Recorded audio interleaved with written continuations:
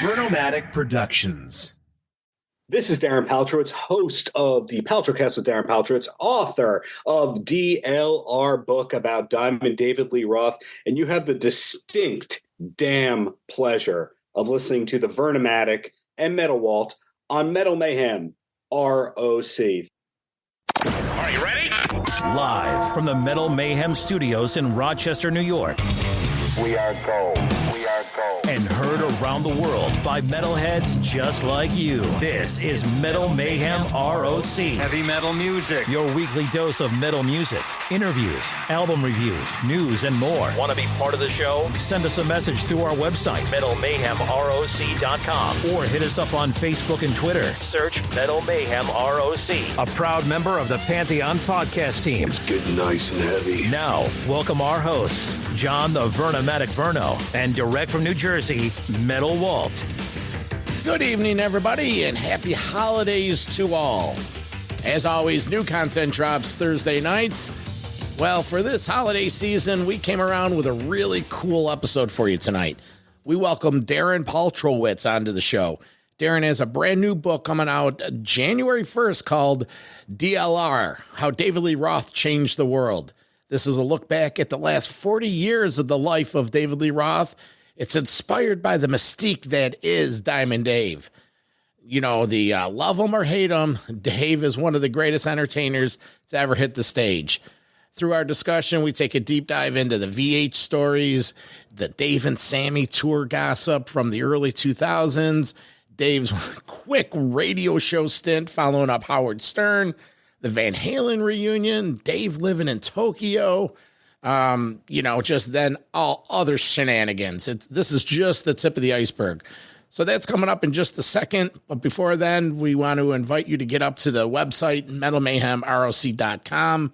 Join our community, sign up for the newsletter. This is our way to stay in touch with you with emails about new podcast releases, new YouTube videos, alerts for our live radio show on Monday nights, recent episodes we have in the drop-down box that you could download.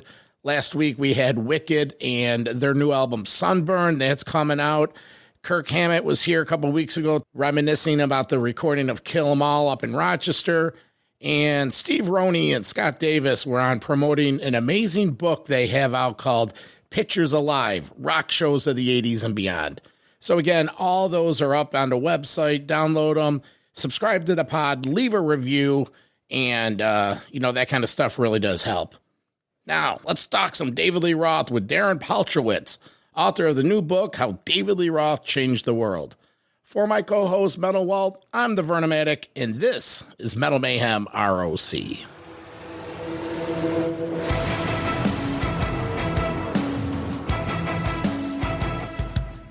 Well, it's Christmas time, and it's the season to give. We have the author from the brand new book that's coming out January 1st, DLR, David Lee Roth, How He Changed the World. Let's welcome to the show, Darren Paltrowitz. Okay. I'll take that introduction. I mean, a pleasure to be here, Vernomatic and Metal Walt. Thank you for having me. And I'm with you guys. Big fan of Van Halen and Diamond Dave himself. Darren, I'd like to introduce you to my partner, Metal Walt. He's down in East Hanover, New Jersey. That's one of the top 1,000 towns in Jersey, right? Absolutely. So, Darren, I'm going to hit you between the eyes with my first question for you. What prompted you to write a book about David Lee Roth? Because this is not some other, just another Van Halen history regurgitated book. I'm a big fan of the weird side of David Lee Roth. Growing up, I'm 53. I lived the lean years of the 90s and the 2000s. I probably know just as much as you, but why? Why not? That would be the David Lee Roth correct answer. You have to get the contrarian thing. Why did you do that? Why wouldn't you do that? But long story short, I've been doing a lot of interviews because I do junkets 5-6 days a week. And just to amuse myself, like throwing in Van Halen questions. And then before long, I realized between that and interviewing people who played with Roth, worked with Roth in different capacities, hey, I think I got a book here. So I started compiling it, showed it to some literary agents, and one of them, and it only takes one literary agent to sell a book. One of them went, you got a book. You just got to put together this proposal. And when you have to put together one of these proposals, most people would just walk away and go, oh, yeah, I'll do it later. I think my literary agent was going, yeah, he's never going to do this, but turned one in about 48 hours later. And I think he had the offer within 48 hours. So it was a pretty quick process. And then you got to write the book. But Darren, just a question, though. Was the intrigue to write the book about the quirkiness of Dave, the mystery of Dave? Like, what was it? Is it the mysterious side that you said, you know what? I've heard enough.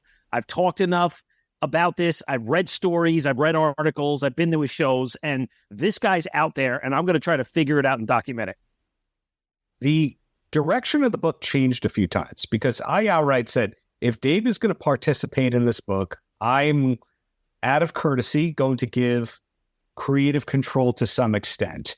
And his team did not get back to me after multiple reach outs and carrier pigeon attempts at communication and all sorts of ways that you could try and reach him, being a private investigator, knowing what's legal and what's not legal.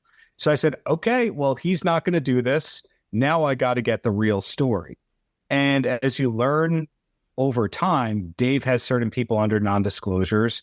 And then there's other people who go, I never want to hear that name ever again. Yeah. And just as you find out, people go, oh, I love Dave. Haven't spoken to him in a lot of years. So I kind of realized that the story was going to be a combination of stuff that's already documented and trying to confirm whether or not it was true. And then also getting some of these people who haven't told their stories to tell their side of it and realizing it's not a black and white story. It's definitely the gray, the in-between. Does that make sense? It totally makes sense. I was going to ask you, what does this book bring that hasn't been documented? As a Van Halen fan, we know a lot of these stories, but what I really enjoyed was when you started getting granular, when you started talking to the second and third soundboard tech from the Dave and Sammy tour and started really pulling the layers back. I think at times Dave gets a bad rap for being uncooperative, where in actuality it's calculated. I have a lot of notes. Let's get right into it. The meat and the potatoes. Some of my talking points that Sam and Dave tour from 2002. Okay. I remember up here in Rochester, we had a scheduled date for Syracuse, and okay. I remember that the last two dates of the tour were canceled after the Jones Beach, Long Island show and the New York City, I think it was the VMAs. Can you comment on that? You have any info on why those last two dates were canceled? And is the rumor true that the tour just imploded by that point? Sam had enough. Now, I'm not sure about the Jones Beach show. I thought that one skipped Jones Beach and did PNC Bank Arts in Jersey, which is basically the Jones Beach of Jersey. Yeah. It's one of those Live Nation venues where it has the lawn and holds, 10 to 15,000 people, and it gets mostly the same shows as Jones Beach. But long story short, the tour did implode. I think I did include in the book that, according to a few people, it was supposed to be like an 18-month run. It was supposed to go to Europe and Japan, maybe future legs of that tour. And Sam is who pulled the plug on it. Sam has commented nonstop about this tour.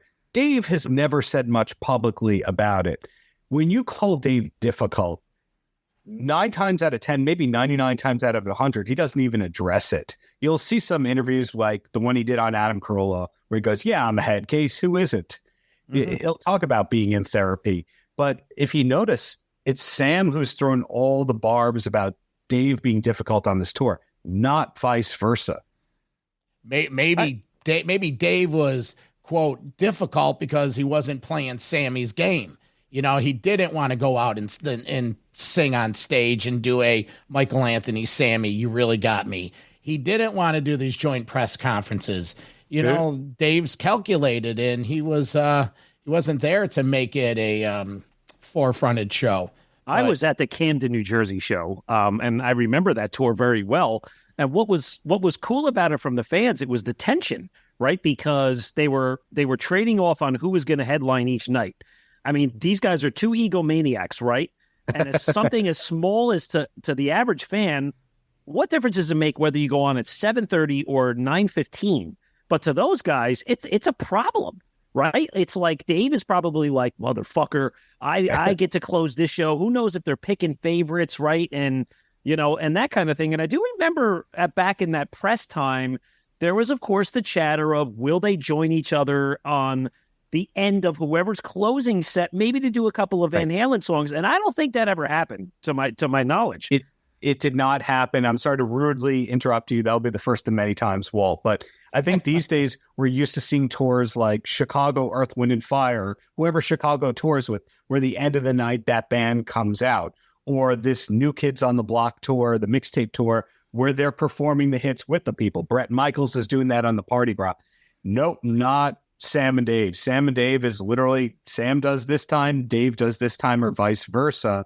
And that's what that was. But I think knowing what we know now about the concert industry, we would go, there is a way for them to do some kind of a joint set. It would be the norm for bands that like each other. So many of the tours I saw at Jones Beach this summer, they brought out somebody from the prior act and or they talked lovingly about the other act as part of their forced banter between songs. I mean, just look what happened a couple of weeks ago when the press comes out about the Sam, Mikey, Joe Satriani, Bonham tour, and we're led to believe Dave is going to be invited up to guest, and then Sam says, "No, fuck that. That's not what I actually said. I don't want that motherfucker there."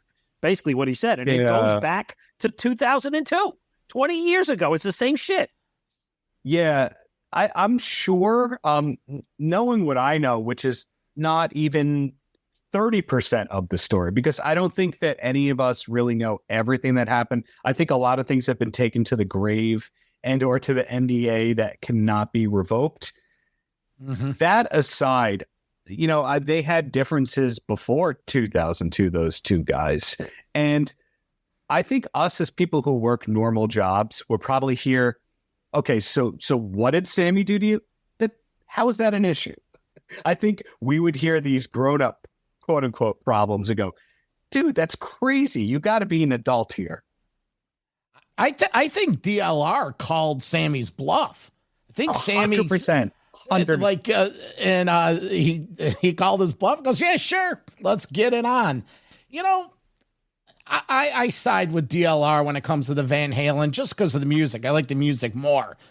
Going back to that Sam and Dave tour, you mentioned in the book that this really was, rumor has it, was a precursor to a like the kitchen sink tour back then. Yes, it really was. And I've heard different things. I think my source on that was Doug Short, who has since passed, unfortunately, but he was a tour manager and sound man for Dave. He'd also worked for Prince. Doug Short, really popular guy amongst crew people. So he told me some stuff. Jesse Harms, who was Sammy's keyboardist in that era, who had actually also played on Eat 'Em and Smile, who, if rumors serve correct, was offered the job before Brett Tuggle to be Dave's keyboardist. He remembered some stuff. And a lot of these things are very different from what Sammy has said in his book, in interviews, etc. But we usually only get Sammy's opinion on these things. So these people have hinted at, this was supposed to be the non-Halen tour. Then maybe it could have been a precursor to this or that. But I look at it and it's going, this was Dave's public job interview to rejoin Van Halen. That's what I think it was, to show everyone, hey, I'm ready, you guys. I'm still in shape. I can still sing these songs. I could do the tour. Because you got to remember, too, like the tables turned for these two guys, right? Dave was all the rage up until 84. Then Sam was like, okay, you got to prove it now to Van Halen. Dave come back equally with Eat 'Em and Smile and Skyscraper. And then the cliff dropped off for Dave completely, right? From basically A Little Ain't Enough to through the 2000s until the reunion tour. Yeah, I followed him. I saw every goddamn tour in the clubs, the bars, the sheds, the medium-sized festivals. Right. I can't say they were bad. They were good. Yeah. But Dave was battling upstream. He was swimming upstream, and Sam's up there going, ha ha, look who got the last laugh now. These guys, it's a cockfight. Let's be honest. Who's got the bigger fucking dick? Yeah, that is all true. He did have the upstream thing. Some of it you have to wonder how much was it Dave's fault. This is not something I talk about in the book, but a person who worked with Dave for a long time, who's one of these many people who's like, yeah, Dave never talked to me ever again because he decided I did something that I didn't do. Well, there's a lot of those. He had told me should I go into that? I don't know. Do I go into? My source told me that the book publisher who published Dave's autobiography just gave him the rights back. Instead of, hey, this is a 2-book deal and this is great, they're kind of like, yeah, we don't want to deal with this guy. You take it back. So there was difficulty in that. The way that we see that the DLR Band album has gone out of print for the most part. Some of the songs are currently available on Amazon Music, but that's gone away. And A Different Kind of Truth has gone away. Yeah. Sometimes you wonder, is there a strategy or is he pretending like there's a strategy, you know? Yeah, I don't know what his angle is. Why do you remake these classic songs in a worse version? and the John 5 stuff. I get the whole marketing angle, dropping a single every couple, months. John 5 hyped that up forever as the greatest coming of the album you've missed forever from Dave. And I'll be the first to admit, there's not one song that's blown me away so far. Unpopular opinion, but I'm with you. I think that under-promising and over-delivering is super important as a life skill in art. If you say, hey, this is the best thing you're going to hear all week, it better be really good. And some of these John 5 songs, you go, there's no chorus. What's happening here? I mean, the Rainbow Bar and Grill song, like Over the Rainbow Bar and Grill, like, really, guys? No. That song that's all Ed. That's a great song. That puts a lump in my throat because it is, especially that song is like the soundtrack to the Greg Renoff book, the Van Halen Rising. Good point. I'll have to disagree with you on that, Walt. But what 5 was saying, again, he was making it sound like this is like, Eat 'em and Smile Part 2. We were thinking, it was going to be riffing. No, Berno, I'm going to take it to the mat. I'm going to go with Walt on this one. But I'm going to make you both equally dislike me. Are you ready? Yeah. Okay. So Rainbow Bar and Grill is a good song, but it's kind of nonsense that Dave is talking about all these memories there. Because did you see the documentary that they had come out on the Rainbow? It was filmed right before COVID. I think they finished it during COVID. I think so. Was Lemmy prominent in it? Lemmy's prominent in it. Gene Simmons is super prominent. And you go, Gene Simmons didn't move to LA until maybe, 84, 83? Gene Simmons, who does not drink, Gene Simmons, who does generally not go out in the way that we do, because Gene Simmons talks about not having friends on purpose. It's a big person who's like, the Rainbow is very important. I was always there. And like, no, you weren't. And so the Rainbow occasionally would have concerts in the parking lot, but it wasn't a music venue. It was just a pizza place that people drank and hung out with booths. And certain bands had their booths there. I don't remember hearing all these stories about Dave hanging out at the Rainbow. So some of these Dave things, you have to wonder, is he writing from the perspective of somebody else? Well, he is a showman. Let's be honest. Yeah. When you go back to the beginnings of Dave, what was it? Who was his influence? Al Jolson.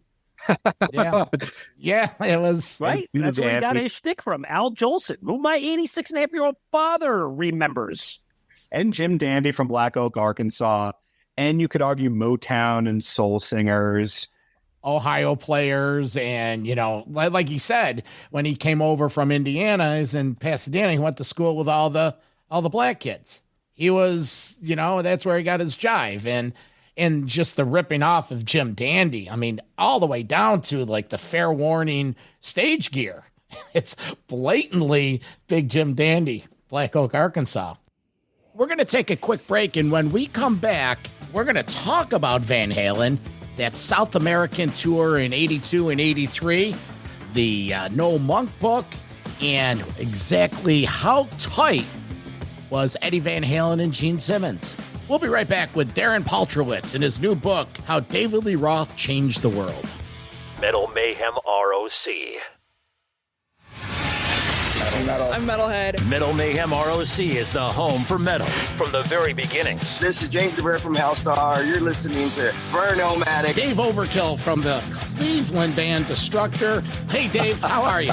I'm doing great. To longtime headliners. Hey, this is Red Beach from Whitesnake. Hey, this is Vinny Appice from Dio, Black Sabbath, and Last in Line. To music of today. Hi, this is Olaf Wickstrand from Enforcer. Hi, this is Braun from Mastodon. You're listening to Metal Mayhem ROC. With John the Vernomatic Burner. Plus, we talk with producers and authors to give you behind-the-scenes info. Hi, this is William Irwin, author of The Meaning of Metallica, Ride the Lyrics. Greg Renoff, the author of the book Van Halen Rising, and the Ted Templeman book, A Platinum Producer's Life in Music. Pleasure. Thanks for having me on. Metal Mayhem ROC, a proud member of the Pantheon podcast team, giving you more to listen for. Join our community, and always remember to keep it heavy.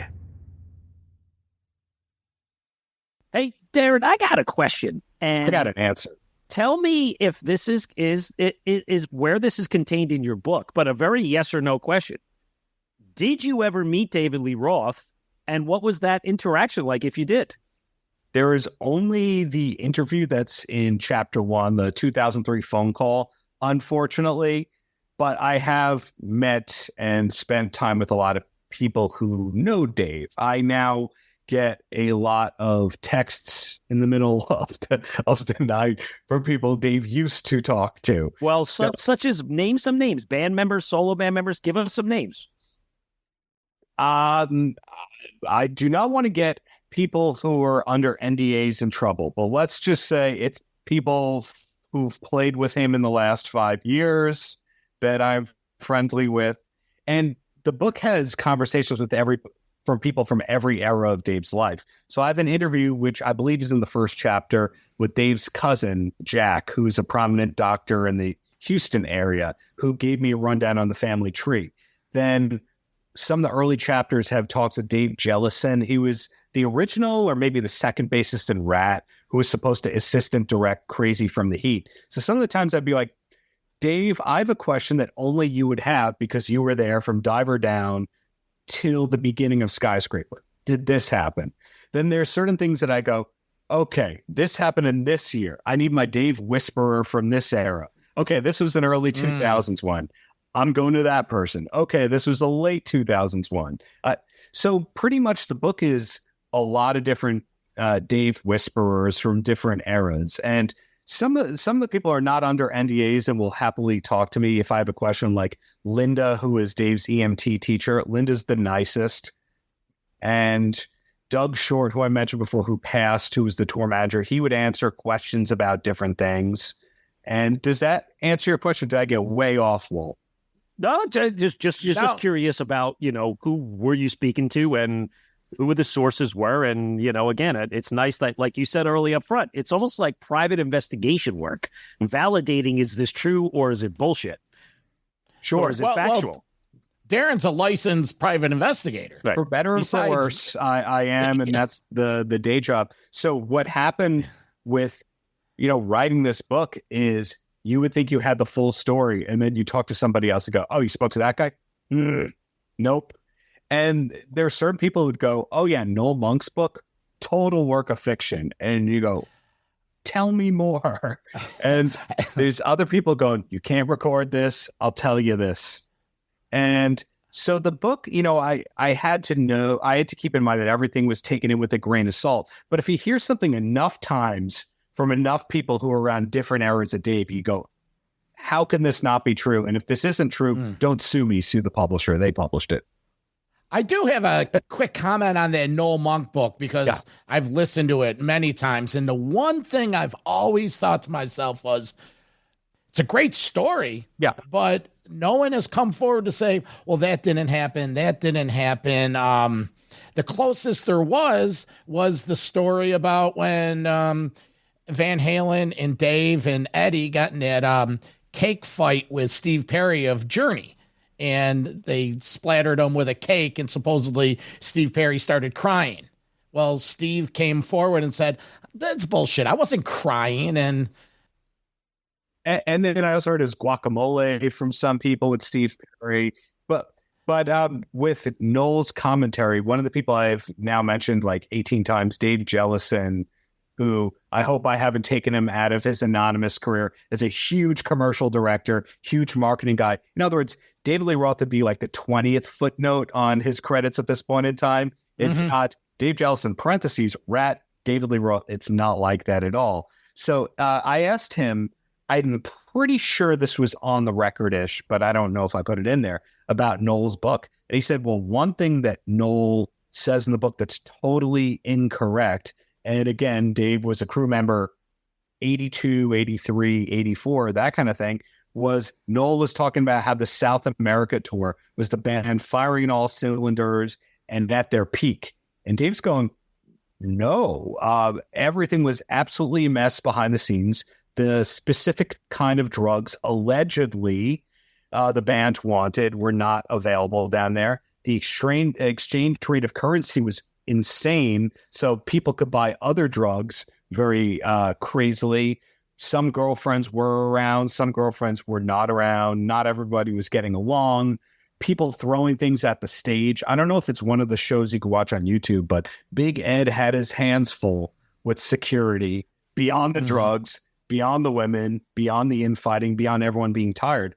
But Noel Monk, and I admit, I own Noel's book. I started reading it. I didn't finish it.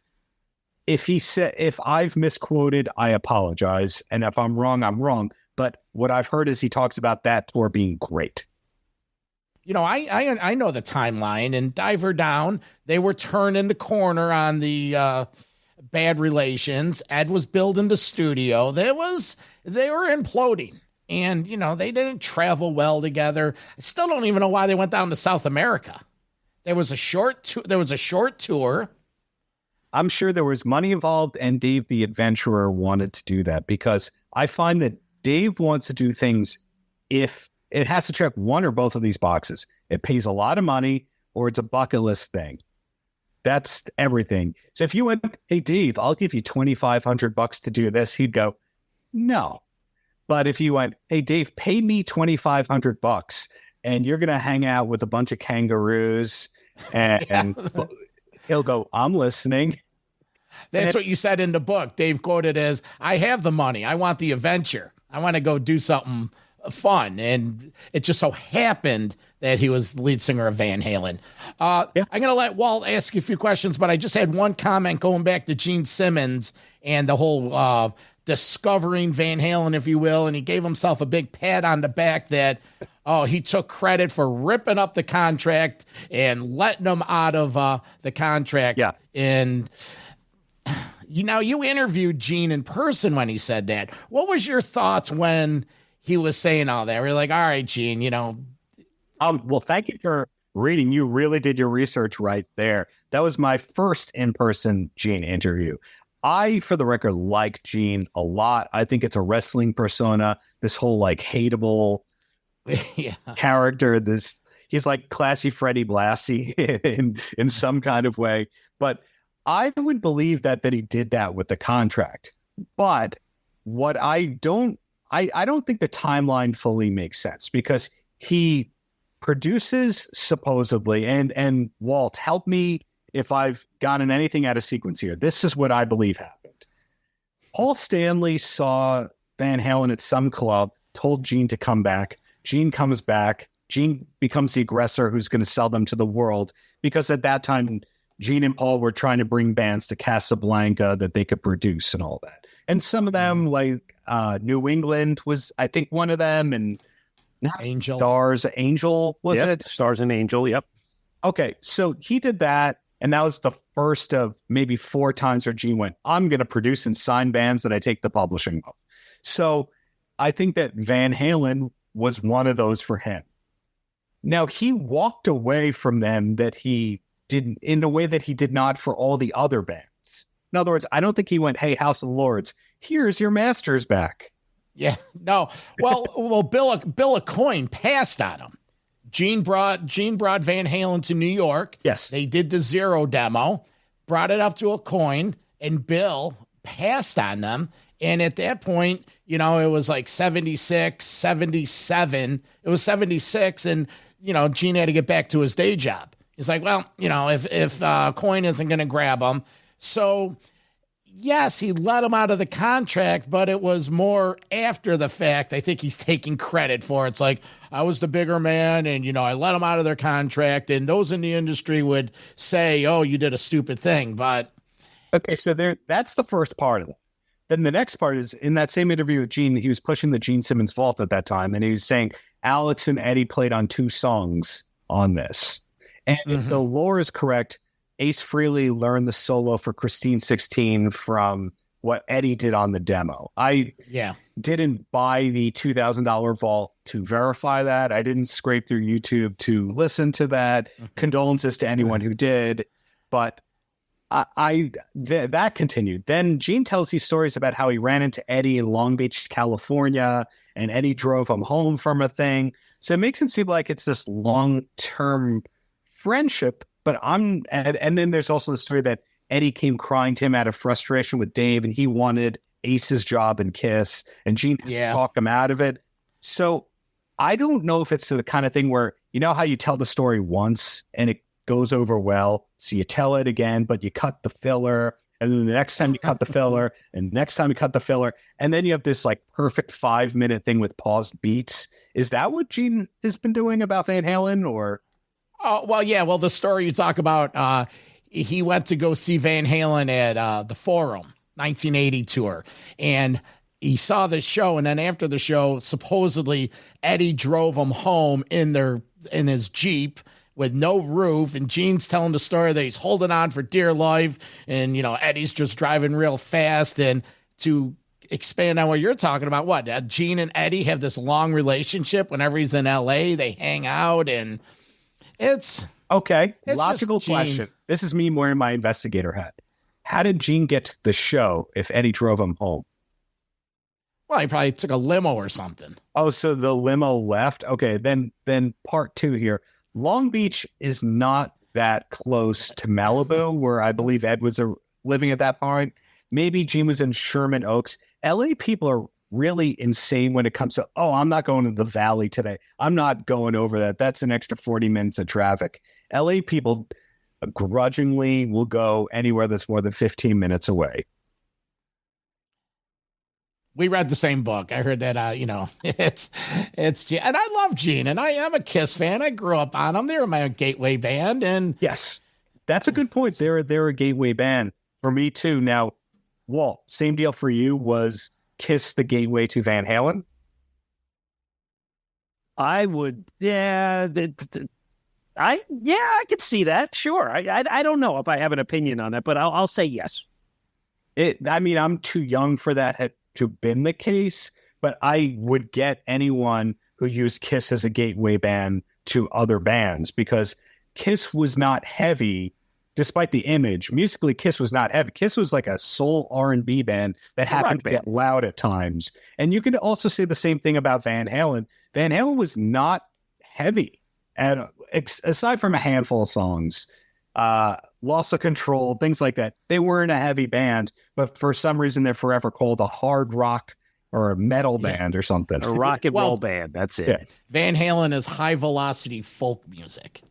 That's what Dave used to always say.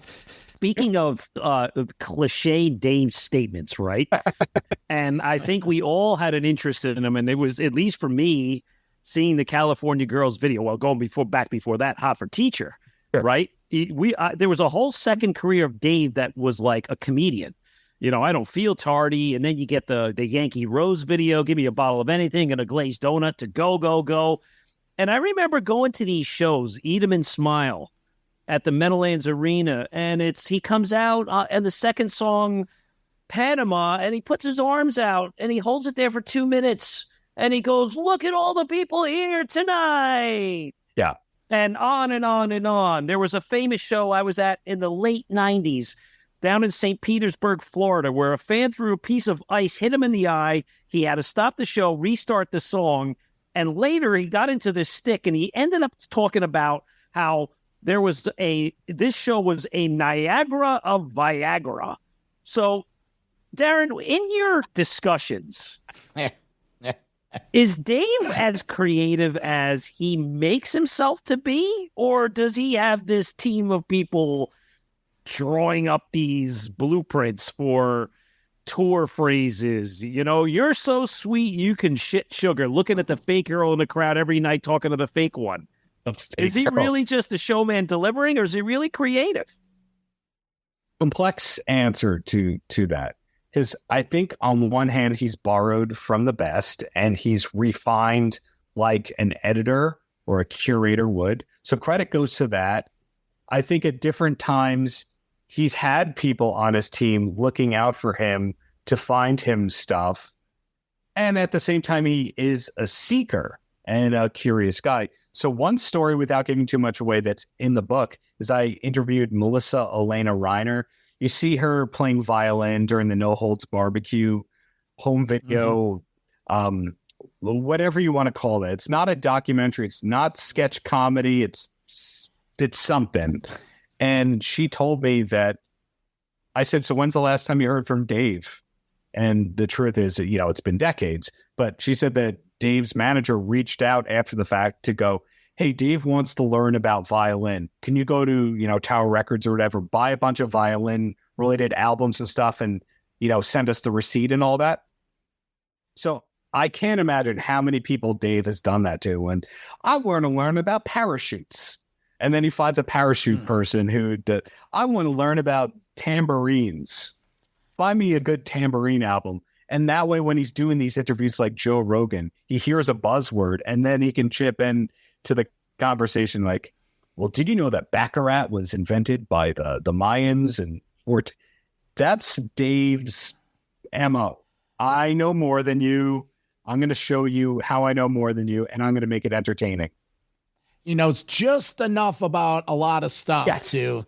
And going back to, Walt, you were talking about Dave with these, well-timed shtick phrases. Well, remember, back then, there was no social media. Right.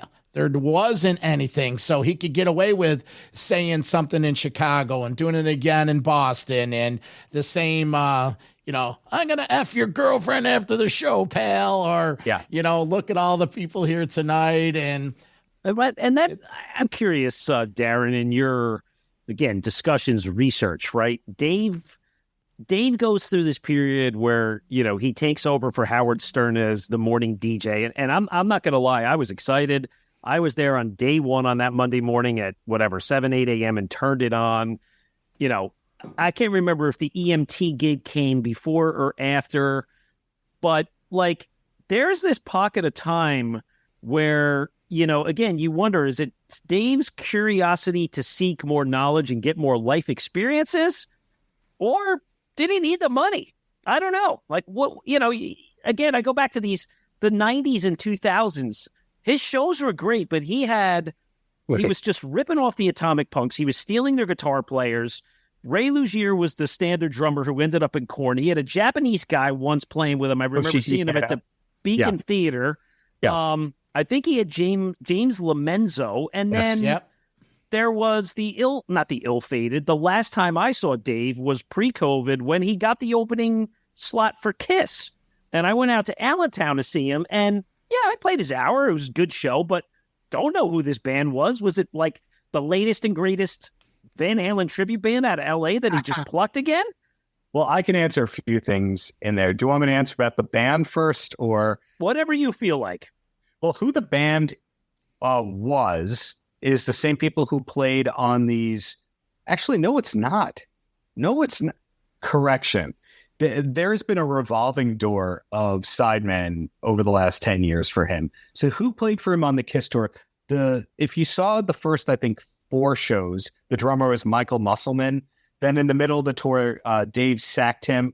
Why he did is actually a funny story, but I don't want to violate anyone's NDA at this time. Maybe I'll tell you offline. But the drummer for the last batch of shows before COVID ruined the tour was Francis Valentino, who played on these Van Halen re-records. Bassist Ryan Wheeler. One of the things I was saying before about Dave Jellison, where if you did Dave Jellison parentheses, it wouldn't say Rat Van Halen because he's done all these award-winning commercials and things. With Ryan Wheeler, I don't think at this point you would put Dave as like one of the first 6 names there. Man, that guy is on big tours and writing for people, producing, scoring films and all of that. But his social media presence, maybe it's on purpose, he's keeping a low profile. If that makes sense. In other words, he doesn't want you to come to him asking for something, but the dude is working on big stuff. The guitarist Al Estrada was a Van Halen tribute band guy, not Atomic Punks. Not sure which one he's from, though. I think a Vegas one, maybe? Maybe.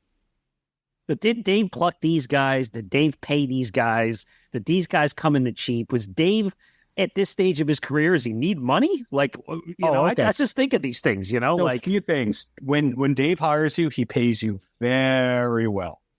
I've never heard of him cheaping out on somebody. Dave takes care of you, but in turn, you're Dave's. So whether he uses you nonstop or barely, that comes with the great payday to be expected. So he's very generous on that end. In terms of the band, I think they cast themselves. Before Al Estrada was on guitar, it was a revolving door for that guitar spot. So for a little while, there was this guy named Chris Griotti. And if you eventually Google Chris Griotti and you did parentheses, Chris Griotti, parentheses, I think Dave, if he appeared, would be like the 24th name down the parentheses, because Chris is writing and producing hits for so many people. And Dave did this public dress rehearsal thing for friends and family. And that was the photo shoot. They did it. And then he sacked half the band. So you'll look closely in some of the photos. It's only 3 or 4 photos that kind of get looped in this video thing. You see Brett Tuggle playing guitar in it. Tuggle was in the band, the music director. They got sacked.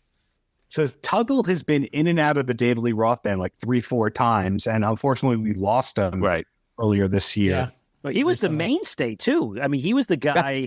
He was the only guy that, him and Greg Bissonette were the only guys that made it out of the 80s at least. But when you got into the 90s, I think it was only Brett Tuggle left. Tuggle and Bissonette were both there for the A Little Ain't Enough tour. So they made it to 91. Then Tuggle was on the 94 touring. I think Bissonette was offered it, but couldn't do it or didn't want to do it. And he helped kick it to Ron Wixow, who was doing the tour. 3 different drummers on that Your Filthy Little Mouth album. Then Bissonette came back for these John 5 sessions. People don't talk about that. And so did Tuggle, which him and Dave, I think, had a bad falling out. Insiders I think you'll like this. I don't know if this is violating anyone's thing, but they refer to Dave's dynamic with Brett Tuggle as the Tuggle struggle. Yeah. The 1994 tour. I saw it earlier before the show. You were talking about Stuttering John. Stuttering John opened up for that tour with Cheap Trick. And they played at Suntan Lake in New Jersey, which was like a little summer beach spot. And I just remember that tour because Dave was starting to lose his hair. And he became bald and he cut his hair short. And it was not until 99 when he came back with the full head of Van Halen hair. And you're like, aha, something's going on here. Yeah. That tour, I was unfortunately too young, but I live in a beach town on Long Island called Long Beach. And he played at the Beach Club venue in this town too. And then I think a couple of years later when he was in the DLR band touring, he played in a Hamptons Beach Club kind of place here on Long Island. So you never know if that's because these were the best offers on the table or Dave genuinely wanted to surf. Because I've heard stories of he doesn't show up to sound check. He's not there much before he goes on stage. He was at the beach all day, or he was surfing, or he was riding his bike, that kind of thing. I saw David Lee Roth at Turning Stone Casino in Central New York in 2002, and it's a great show, and it was one of those weird casino shows where you could bring in your own booze, and you're sitting at a table right at the front of the stage. It was like, something totally against, 180 from what you're used to. Sure. But it was a real good show. He came walking out, did, I think Brian Young was with him and James. I think it was that band that Walt was talking about. Yep. Well, after the show, we were hanging out outside the tour buses, and he's inside the tour bus, and there's only like 10 of us there. He had made us wait an hour, and he comes out of the tour bus, and guys, he was acting like it was outside the Philly Spectrum in 1984. And we're like, Dave, there's like, 8 of us here, and, he's like signing something. Hey, here you go, man. Looking around like, all right, Dave, thanks, man. But, so it's just the persona. Is he always on? And let's jump into some of the EMT days. You mentioned a little while ago he was very fond of those EMT people. In the book, you mentioned that he got recertified recently, but he always took care of those crews with tickets and all access and sent them to the different boroughs. What could you share about the EMT days and the DJing, more of the DJ issue? Why did that fizzle out? And just comment on that. So the EMT thing Walt had mentioned before, that started before the radio show. The radio show launched in January 2006. They'd done the test shows in the months before that. So really 2005 is when that started. And the EMT stuff predates. There was this period of early 2000s where like Dave has kind of always gone between New York and LA. He's always had homes in both places, but it's obvious that he's in one place more. In early 2000s, he was all over New York and people were spotting him. Bert Kreischer has told the story about like a pre-fame Bert Kreischer, Dave recognizing him from a Rolling Stone article. And it's just, which goes with the whole thing. Dave just reads a lot and he remembers faces and he remembers anything allegedly that's ever said about him as the story goes. But there's plenty of cases where we know he didn't invent Eddie Van Halen's, Frankenstrat. Anyway, there's all these stories that are in New York. Oh, Dave was here. We saw Dave here. I was talking to Walter Schreifels. He was the singer of Quicksand and Rival Schools and Gorilla Biscuits. He was in as well. And he's like, oh, yeah, these guys at Ludlow Guitars, they used to see Dave all the time. So everyone used to see him. I heard that his apartment, when you look down the mail slot thing and the names, it said DLR on it. So he was just in the community of the Lower East Side of Chinatown border. But he also had his place in Midtown and then also had his place in Financial District. He had supposedly, allegedly, 3 homes in New York City at the same time that is going between and the radio station. Now, why didn't the radio station work out? He's not a big rehearsal guy. He's big on prep in terms of practicing to learn something, but he's not big on prep in terms of, I'm going to sit here and write for a long time. He's one of those, like, if you don't get it right the second time or the third time, it's done. So he delegated the show prep to other people. He didn't want to do rehearsal kind of stuff. And then on the other side of things, management was going, well, Howard Stern left K-Rock with these numbers. Dave has sold X number of million of albums, so we're going to be starting at these numbers. And they didn't really give Dave the chance to be Dave. They didn't want him to, quote, play ethnic music because, Dave is big on dance remixes and world music and all that. They did want him to interview. They didn't want him to do this. Supposedly, they had different ideas of what the studio should look like, who should be on the show. They weren't giving him great help with booking guests. So it was kind of like going, well, this guy's famous. He'll have a following. But, Howard Stern took decades to become Howard Stern, right? Yeah. Listen, I'm not going to say he was set up for failure, but anybody walking into that chair was not going to succeed for the simple fact is you're not Howard Stern. I think... And you know what? I mean, Dave lasted, 6 months, 3 months? And I don't remember what they put on afterwards, but I do remember it was like a very bland, generic, and maybe a sports talk show after that. But it's probably management failing, saying, you know what, we shouldn't have tried a major star to replace a major star. Bottom line. And then all the other people probably went over and started listening to Stern on the paid. XM or whatever it was, you know. I'm a big Howard Stern fan through maybe 2010, 2008, 2010, somewhere around there. And one of the things that made Howard Stern great was the Whack Pack, his extension of personalities. Because at a certain point, you realize Howard's not really saying much. He just curates, okay, that's a joke writer, that's a joke writer, that's a freak, that's another freak, that's a very attractive lady, that's a famous person. You put them all in a room and just magic happens if it's the right personalities. So Dave was kind of trying to do that with his show by having Brian Young playing in and out of commercials on guitar, having his security guard Animal sitting in. Animal, before bodyguarding for Dave, did it for Eazy-E and Bone Thugs and Harmony. So Animal has stories to tell. Linda, the EMT teacher that I mentioned before, who was briefly also his personal assistant, Linda would sit in on stuff. Hutch, who I interviewed for the book, John Hutchinson, retired radio producer, he was in the room. So you had these interesting people. I don't remember if Matt Pincus's manager was a regular on-air person. Haven't listened in a while to those shows, which are still on YouTube.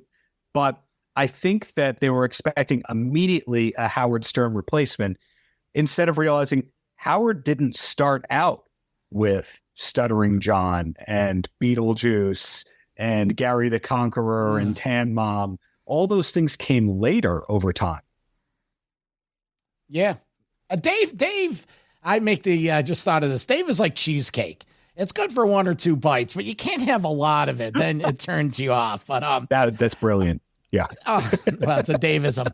Listen, there's so much in this book, and we've just barely touched the surface.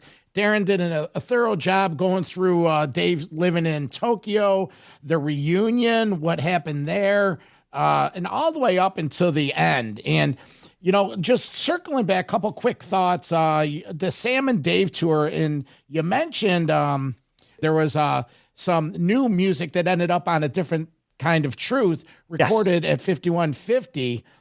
Comment on that quickly. That came to me through Frank Meyer. Frank, if we're going to continue the parentheses credits, I think Dave would probably be the 12th person in Frank's credit lines. You know, it would say Street Walking Cheetahs, because he's the singer of that band who's still doing it. And he's directing stuff. I think he's working with LeBron James's company. His brother's the actor Breckin Meyer. He grew up with the Zappa Kids.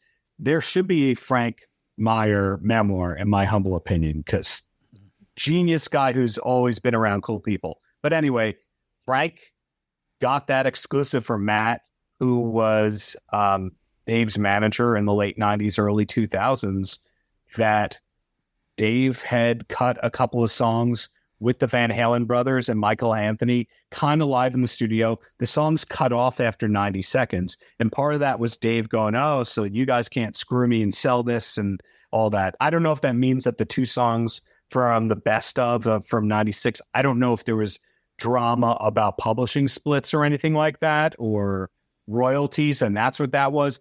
But Dave did not go into those sessions going, I trust these guys. These are my friends. This is more about, do we have the magic? Supposedly it sounds great. It's just, they didn't finish it. It was just a test. And maybe only 4 songs, which wound up later on A Different Kind of Truth in completed form without Mikey and instead with Wolfgang. Yeah, and there are the original ones, As Is, Trouble With Never, Blood and Fire. Yeah. You know, those originals. About a year and a half ago, we had a chance to do a 2-parter with Andrew Bennett. Oh, yeah. That had and that book, that was a different period, but they did touch on sort of when Dave came back in the band, and that was just basically Wolfgang's doing. They were just jamming, and Wolfie really said to Ed, you know, we should get Dave back, and you know, Ed nonchalantly, well, here's his number, give him a call. And as the story goes, Wolfie called Mr. Lee Roth, and Dave came back down. He went to the studio with his microphone and a little case, and, you know, turned into a 12-year reunion. So thank the Lord that one happened, as opposed to, because Eddie was open to collaborating at that point. That's the same era where he jammed with Fred Durst, and that's the same era where he did that porn soundtrack. Thank God it was that was what Wolfie said he should do. Yeah, thank God for Wolfie. So if Wolfie said, you really should join this Dexy's Midnight Runners reunion, that would be the great move, Dad. We could have been subjected to other stuff. Everyone gives Wolf a hard time, but, he was just a kid and, he performed. I saw all those tours multiple times and guy's a hell of a talent. Good luck to him with the Mammoth. I'm not the first one on board with it, but hey, it is Ed's son, so best of luck to him. Ed's son, and I'm going to interrupt you, and I'm going to say possibly as good of a guitar player as his dad. Oh, those Hawking gigs were fantastic. Yeah. With him ripping those. The songs are one thing, but he has all of his father's talent for playing instruments, and supposedly he's better at drums than he is guitar. So I have a feeling that we have not seen everything to come from Wolfie, that you may eventually get your Van Halen tribute or your Van Halen sounding stuff that's inspired. I'd say the chapter's not closed yet. Walt, your take? I would agree. I think right now he's got to boost his own career, though, and he doesn't want to live in the spotlight of his dad. It's probably what his dad didn't. His dad didn't want that, and the kid's off to a good start. He landed on these Metallica tours. You know what? If there was ever an occasion for him to jump on stage, it would be this coming summer. He could sit in with Sam and get on there and jump in at the end and do a couple songs on the encore. Maybe that'll happen. Maybe that'll prompt it. But again, do we? It feels natural for us as fans to say, let's just let Wolfie come in and play Van Halen. But you know what? You don't want to be living in the shadow of your dad. It's not right for him. He's a young guy. No, and we've seen, AJ Croce, who does the Jim Croce thing. That's great. We've seen people who eventually go, okay, I want to give everyone the tribute that my father or mother or brother deserved. The Edgar Winter, Johnny Winter tribute. Yeah. Never say never with a good tribute. So, you know what? Throw in a song at the end of your headlining show. Do a Van Halen song or two at the end as an encore. Or that. But Verno, I've interrupted you so many damn times. So back to you, buddy. No, I'm just, this is a precursor for part 2, and we'll get into it even more. But, hey, Darren, where can people find you, your product? Plug yourself, man. Thank you so much for having me. Thank you guys for reading, doing all the research, etc. I'm at Paltrowitz, like Gwyneth Paltrow with an ITZ at the end. Most of the social media, my show, The Paltrowcast with Darren Paltrowitz, it's on 150 channels, plus OTT stuff, like Local Now, which Byron Allen owns. You got to say Byron Allen's name a lot if you want your traffic to grow. Say Byron Allen, say Van Halen, your traffic grows. But there's that stuff. There's the DLR cast, which I host with Steve Roth. Usually put out 1 or 2 episodes a month. And there is this new DLR book, which just happens to be right there, which Backbeat and Roman Littlefield are putting out January 1st. So you guys have been so supportive and can't stop saying nothing but thanks. You're welcome. And you know what? Van Halen, we could go all day. So happy holidays to you and yours. And again, you will be a return guest on Metal Mayhem ROC. Guarantee it. You're too kind. Thank you for the great work you do. Thank you for spotlighting the music that matters, you two. Keep it up, all the greatness, and looking forward to what you got coming in 2024. Okay, Darren. Happy holidays again. Thanks. Happy holidays. See you, Darren.